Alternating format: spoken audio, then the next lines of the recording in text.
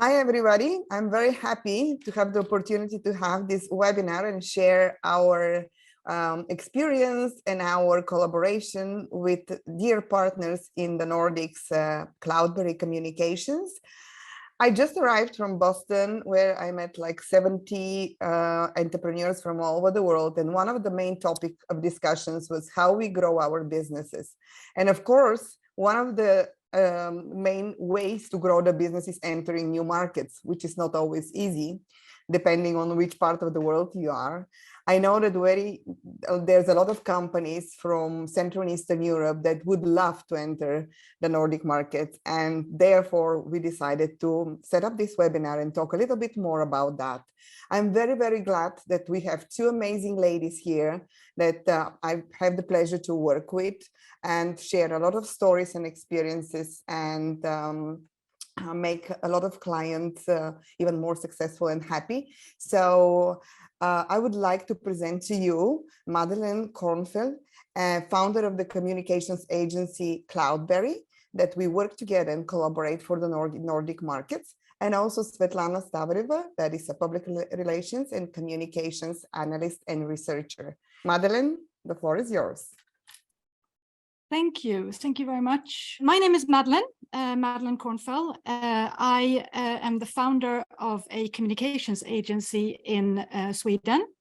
We specialize, and we have a long track record of helping international clients enter the Swedish Nordic markets. I work with it on a daily basis. Just to give you some examples of who we've been working for in the past. We introduced Google Cloud to Sweden and to the Nordic markets. We are working with the payment infrastructure company Stripe, if you know of that company. And we also work with a large data center infrastructure player in Sweden, or an American company that's entered into Sweden called Equinix. So we are good at introducing technology that nobody sees, but that everyone uses on a daily basis. So that's what we specialize in. And I was thinking a little bit, what would be interesting for Europeans when looking at when entering the Swedish market. And I think that understanding your consumers and understanding the Swede is key. I have a few things on our digital transformation and our digital how digital Sweden is, and then I'm going to talk a little bit about concrete marketing activities that I suggest that you should look at, and then I have some final reflections. So who is the Swede? Well, a Swede is, we're very punctual, we're reserved and polite, and I think that small talk is definitely something that we do not do and that we need to do. And if you want to do small talk with a Swede, you certainly have to start talking about the weather. We're like the Brits there, in the sense that the first conversation needs to be about the weather, and then we start opening up. If you are planning, or if you have the plans to do speeches in Sweden or to speak before a larger group, then you have to be prepared that when you open up for the Q&A session, nobody will ask a question. It will be awkward for you, and unless you have, and in order to get around that is to do it the Chinese way and to plant 2 to 3 questions in the audience. So after that, it usually starts generating questions. So I'm hoping that you are truly Bulgarian and are now popping in your questions in the chat. So we have a few questions for the Q&A later on. Another point that I'd like to make is our strive for work-life balance. and our strive for quality of life. I think we complain a little bit too much about our quality of life. I think we have an extreme high quality of life. We have 8 to 12 months parental leave, and that can be shared between the father and the mother. We have legal right to take 4 weeks of consecutive holidays in the summertime. So that is also, I think, when you enter a market and you're hiring people, these are things that you should be aware of and embrace. We're obviously, like all the Europeans now, we're tech savvy, we have flexible working hours, we work hybrid, etc., etc. But most importantly, I would say, is our coffee culture. We love coffee. We even have a word for it called fika, which is sort of coffee with friends and at work. So I think that if you come to Sweden and you don't like coffee, you need to start liking coffee, because you're going to be introduced to a cup of coffee at every meeting. And if you say no, you're going to be the stranger in the room. People are going to see that quite quickly. So coffee is key. I don't know. I believe maybe it's not so difficult, but for Americans, it's quite difficult. Moving forward, I'd like to do a short presentation on internet trends, digital trends. Recent studies show that 90% use the internet every day. Yeah, maybe not such a wow statistics. I think that goes for most of European countries. What is important, what I find stands out, is what we do. I mean, how do we use the internet? Like most people, yes, we surf on Facebook, we spend time on Instagram, our children are hooked on TikTok. But I think it's also good to know that we do a lot more on the internet, and it's related to payments, and it's also related to public services. I think Sweden is probably the closest to a cashless society as you can come.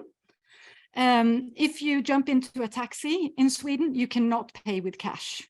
Everything is paid digitally. And we have an app called Swish, where we pay for things. You can pay you pay coffee at the coffee shop, you go to the grocery store, for food truck, you pay with Swish. The children pay with Swish. And the word swish is even a verb, meaning att swisha, which means to pay. And if you see the picture to the right here, it's a screenshot of my Swish, and as you can see, all my money goes to my sons. So on a daily basis, I have to wire them money via Swish so that they can pay for things. They get a little bit too much in my liking, but hey, what can you say? So yes, we pay with a mobile phone. So we're a cashless society. We do all our tax declarations in an app. We order doctor notes, recipes.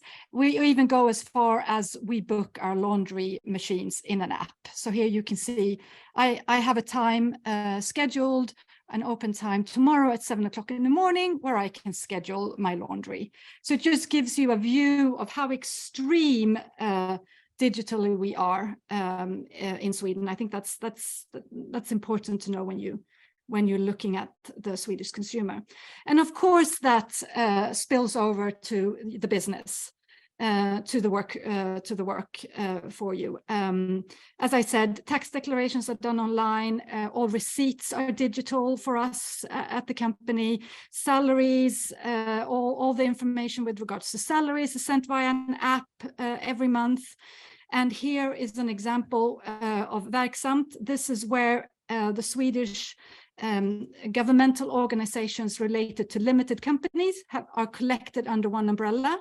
So here is where you go in, you register a company. If you want to register a company, you make changes in ownership, employee data. Everything here is collected under one umbrella, and it's all done digitally.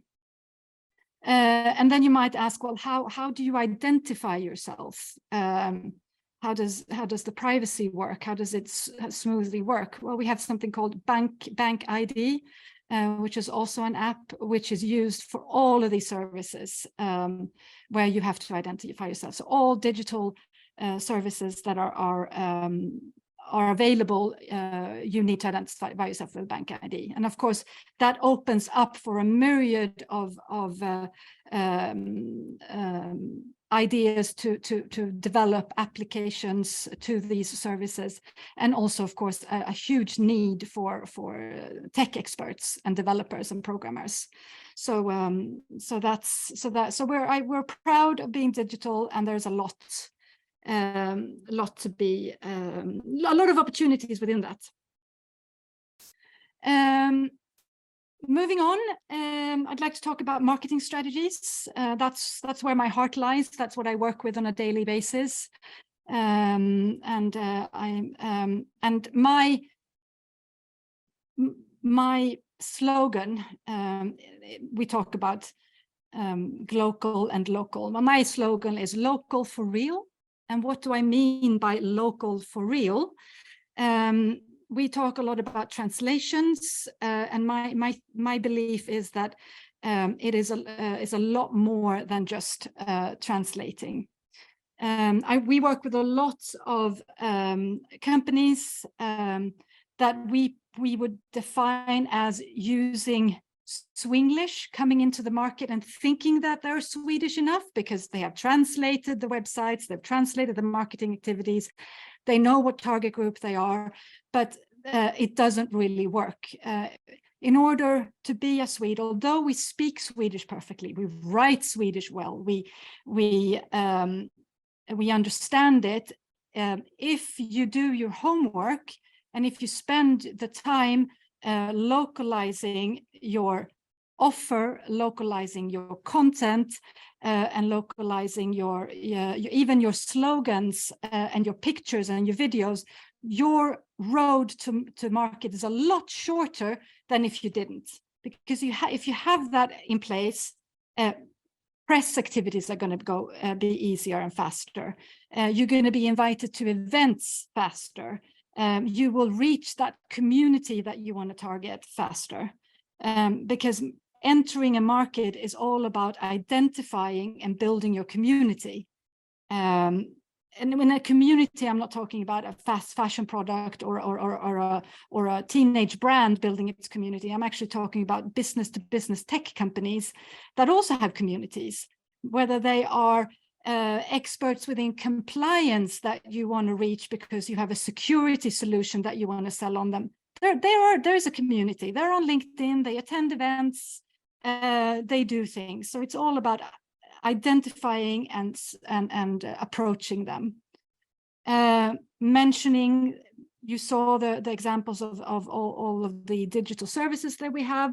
Of course, if you are a company entering the market, you need to master the online, and it's about mastering the online with an integrated campaign, making sure that the website is smooth, the payment solution is smooth, your social media activities connected to your campaign, and your press and PR work and the messaging around that is also in line with each other.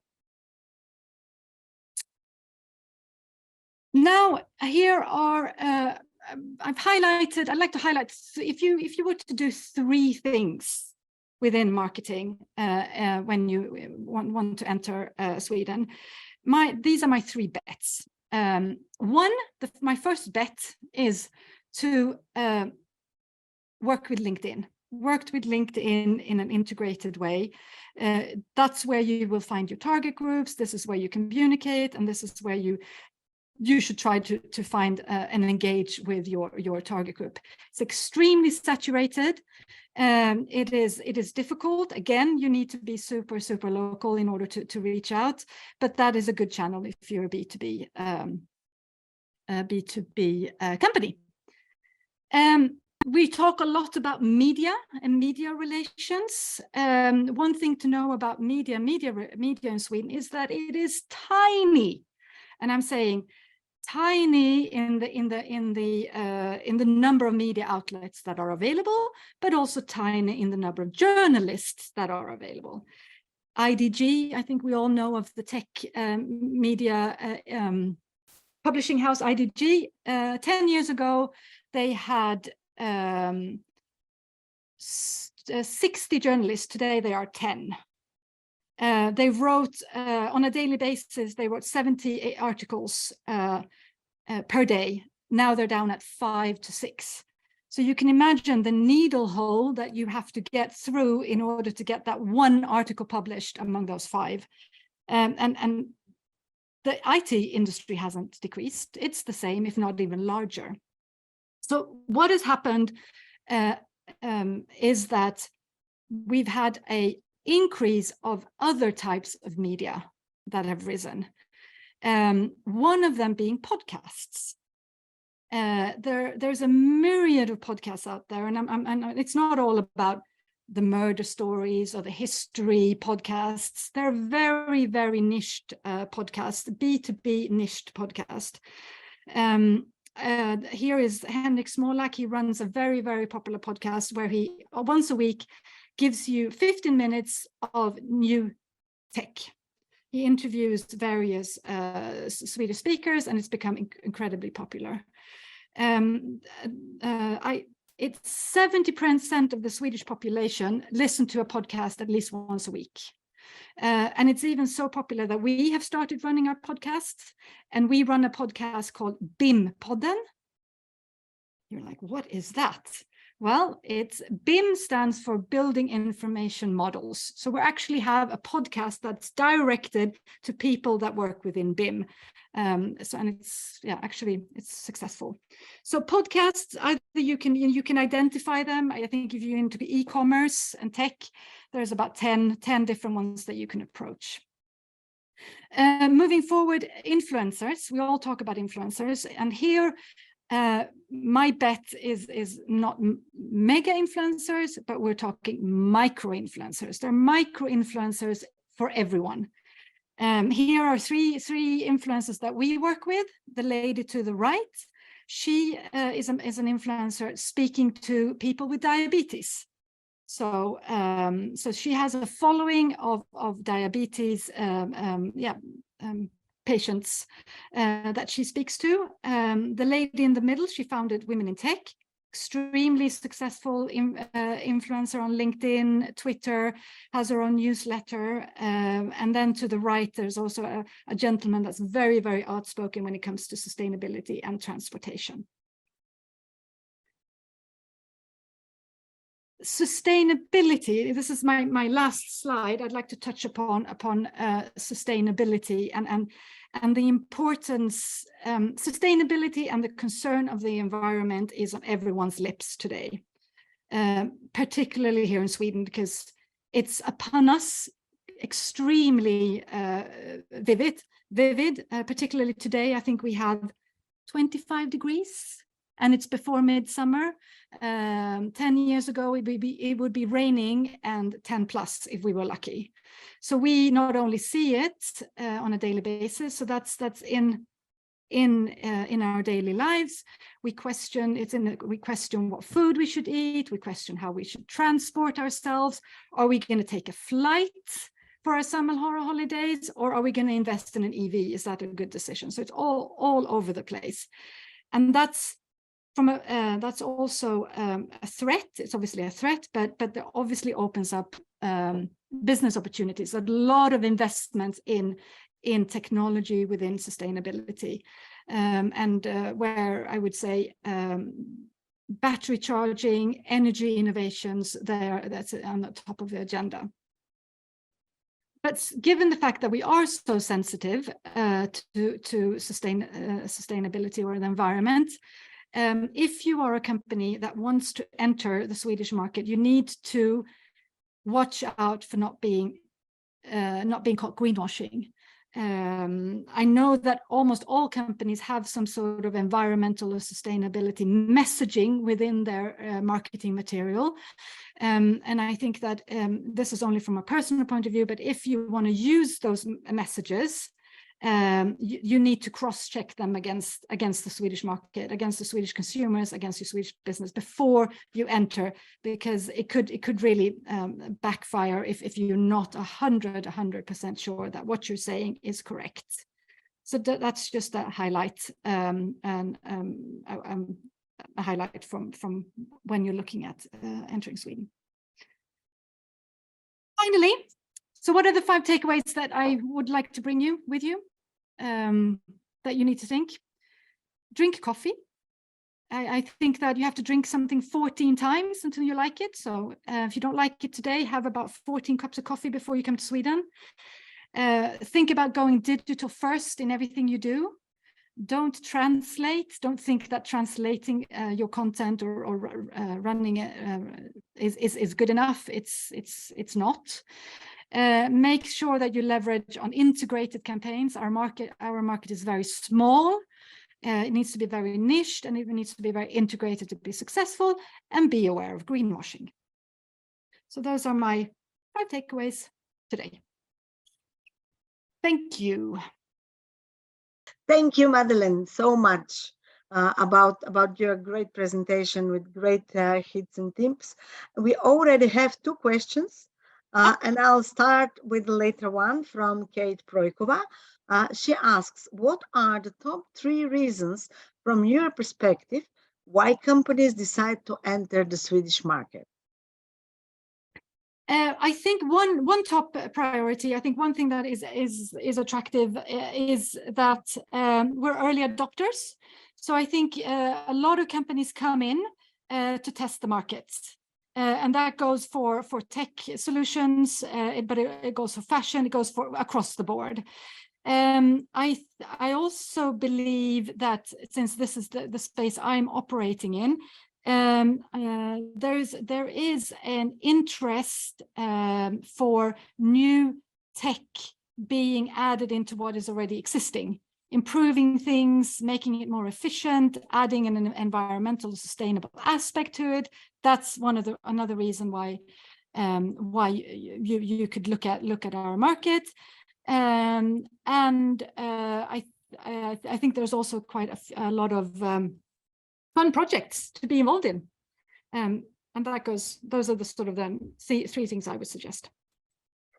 So are you talking about this overall trend where we see many companies actually bringing their operations like technical service, shared service centers, or other services that they are running outside Europe, and they tend to bring them now back to Europe? Like, for example, and we can have many examples, but do you think that Sweden, for example, is well positioned to tap on that opportunity? I think Sweden is well positioned in bringing, if you were talking about bringing business back from Asia, or bringing it back to Europe. We're obviously talking a lot about bringing manufacturing back. One thing is the combination of manufacturing and innovation.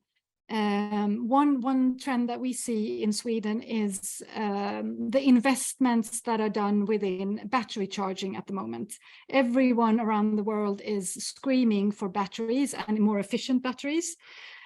So there's a company called Northvolt up in Sweden that is opening its first, or has opened its first manufacturing, hiring 1,000 people in a city of 32,000 people. So you can imagine the effects of that. The factory itself is as large as our old city, so it's a huge investment. And that is attracting, obviously, we need a lot of new talents, we need a lot of new engineers within energy and within battery development.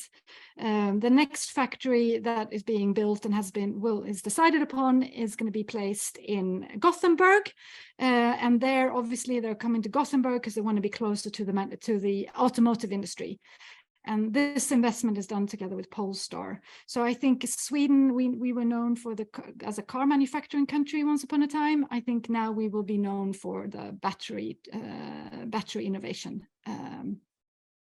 That sounds fantastic. Thank you. And here is a question from Jenny Yaromenok. Apologies if I don't pronounce this correctly.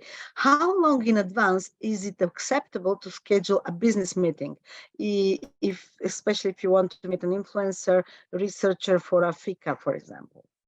Yeah, I think that we're extremely open and extremely spontaneous. The day before would work. Obviously, taking the chance to book something the day before is that they will be busy, but we're quite fast movers. So there's no, there's no set time. People will not think you're strange if you come the day before. People will not think you're strange if you come a month in advance. So it's all very open, I would say. Oh, okay, thank you. Then here we have actually one comment from Eva Vati. Thank you for a great presentation, Madeline, which I echo.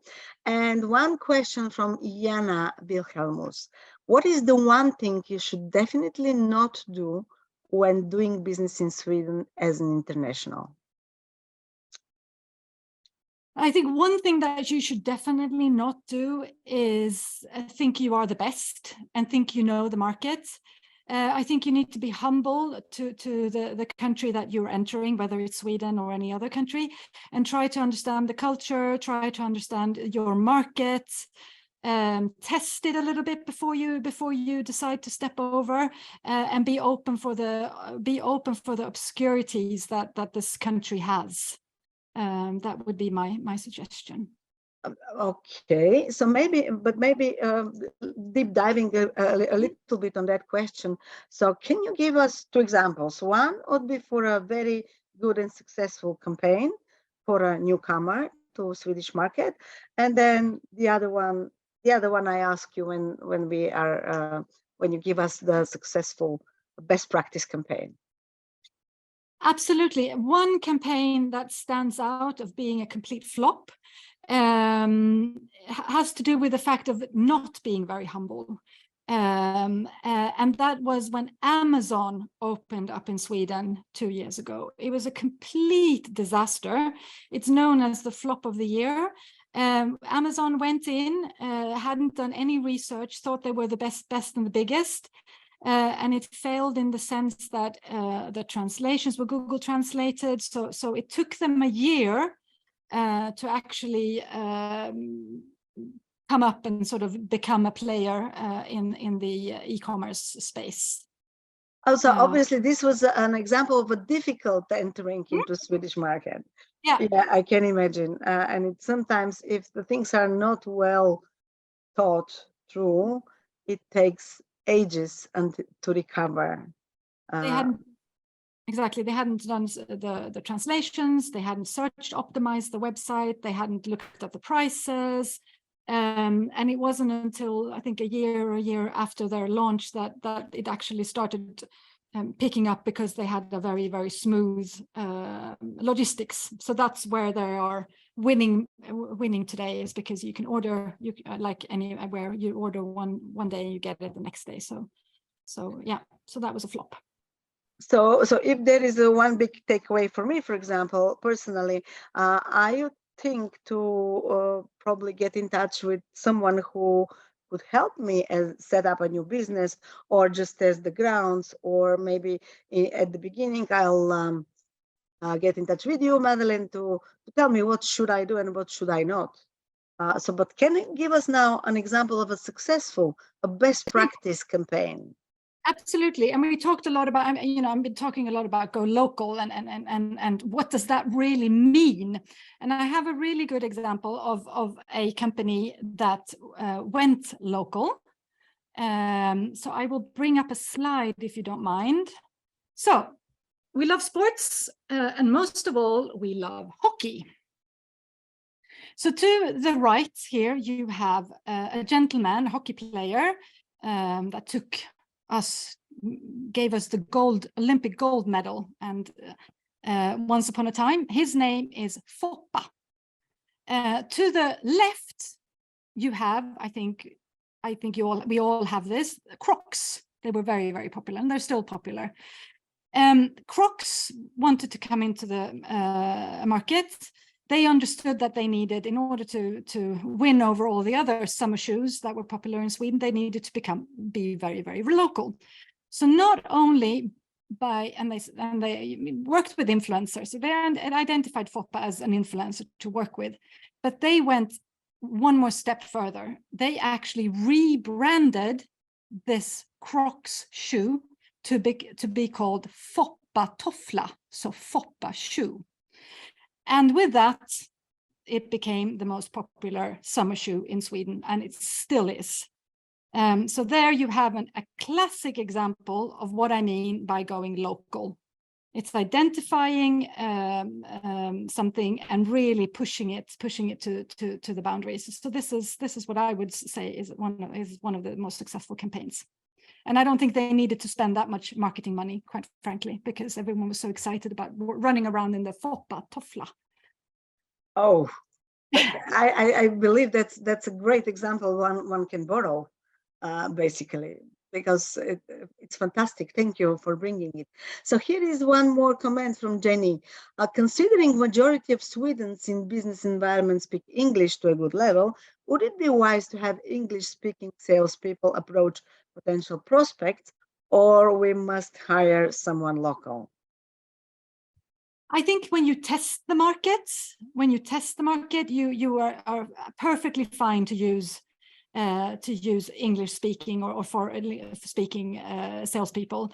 The world today is very, very international. So whether you have an English speaker person in Italy or a Swedish speaker in Bulgaria, I think that works. But if you wanna really penetrate the market and become market leader, then you need to have a Swedish organization and be that local player. But sort of to test the market, and you can definitely use English as the working language.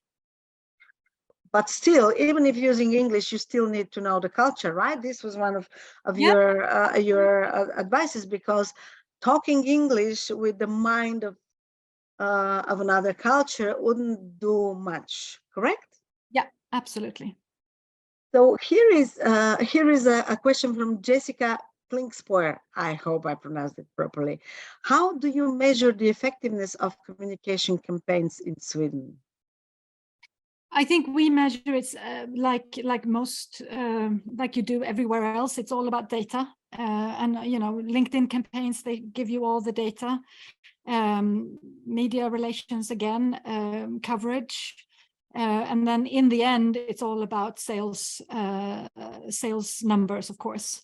Yeah, awareness. If you need to decide, what are you doing, awareness building, or is it sales driven, and then use the tools that are available for each channel that you use, basically. And I know you mentioned LinkedIn. Exactly, but one thing is to remember there when you measure things, is that you need to measure it against the market. You need to measure it against number of people that live in the country. You need to measure it against your target group. To measure it against the UK or Germany is not good. I mean, because your numbers are going to be much lower than those for Sweden.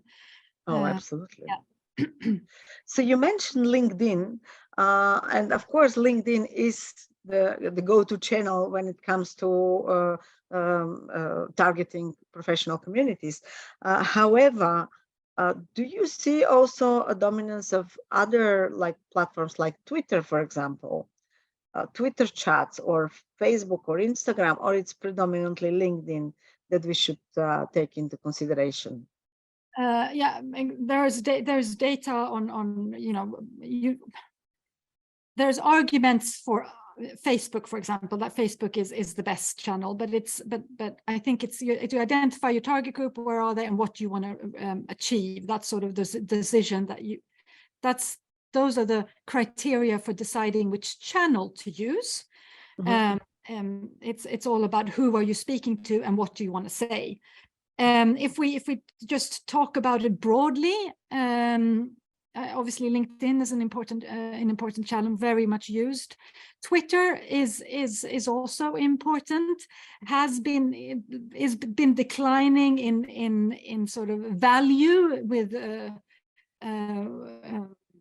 with the discussions that's happening in the US, it's not as independent as it used to be. So people are moving a little bit away from that. TikTok is absolutely the rising channel. I still think it's just for kids, but it's not. It is. So if you want to enter a new channel, a social media channel, and get a lot of market share, and you have messages that you can put into to TikTok, then TikTok is definitely worth looking at. Mm-hmm. So if I can rephrase the takeaway, so you'd rather pick up the platform depending on who you are talking to, and you'd rather use one platform at a time rather than integrating among the platforms. Am I correct, or it still depends on the nature of the campaign? Yeah, I think I'm very much for integrated campaigns, and with integrated campaigns, I say, okay, you have your website, you have your social channels, you do your media relations, you do your events, you do your sales meetings, etc. That all needs to be integrated. But if we're talking about a specific social media platform in that integrated campaign, that could then be the one that you have analyzed being the best for your target group. Okay, so a warm welcome from Jessica. Thank you, Madeline. And then a new question from Georgi Zhechev. Hello, dear panelists. Can you share some tips and tricks when approaching startups and scale-ups in Sweden? Is there anything specific vis-a-vis marketing to Swedish corporates and vis-a-vis marketing to Swedish corporates and enterprise? So so my question back to that is this coming from a person that is a startup themselves, or is it coming from a person that wants to reach the Swedish startup community? So there's a little bit of a difference there. Okay, yeah. Can you talk about startup first? Yeah. So if you are a startup and you want to enter the Swedish market, you obviously want to get hold of the investors. I can imagine, to start off with. There are numerous startup networks, numerous incubators to tap into. They're all across the countries, be it Stockholm Innovation and Growth in Stockholm or Mink in Malmö. There are special special deep tech startups, med tech startups. So I would start by identifying them and then approaching them for their events. Come to Stockholm, do a tour, meet all these multipliers, as you can mention them that they are as well, to build relationships with them. And when you're doing that, you will also build relationships with other startups in the same situation. If you just have an idea and you want to become an entrepreneur, there's something called Ants, which is a fantastic platform for startups, where you will then be matched with someone that will run the business with you. And actually, there are some really successful businesses that have come out of that. And then, so yes, if Sweden is good at, we're good at supporting our startups. Oh, fantastic. But then Georgi Zhechev has just clarified his question. So they are a software services firm trying to attract Swedish scale-ups and startups partners. So exactly. I would say then the same thing goes a little bit the same thing, but you would approach the startup incubators in a different way. You would talk to the managers and see if you can have any partnerships.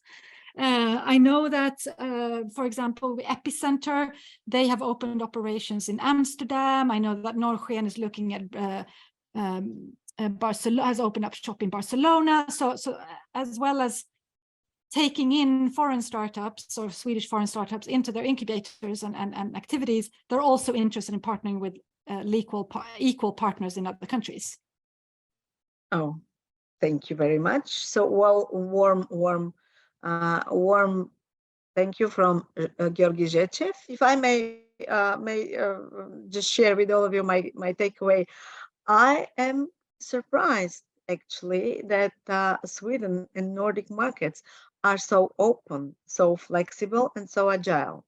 And I'm extremely pleased that they're also great coffee drinkers, because I myself am a great coffee drinker. So definitely, it's easier to go north than go overseas. That would be my key takeaway. And it's much easier when you're doing this with the right partner, and test the ground first, so that you can decide on the best strategy to enter the market. That's, for me, that's my personal key takeaway. Maria, do you have one? No, I think that that was pretty well said. And I believe that there is a lot of opportunities for collaboration and growth together.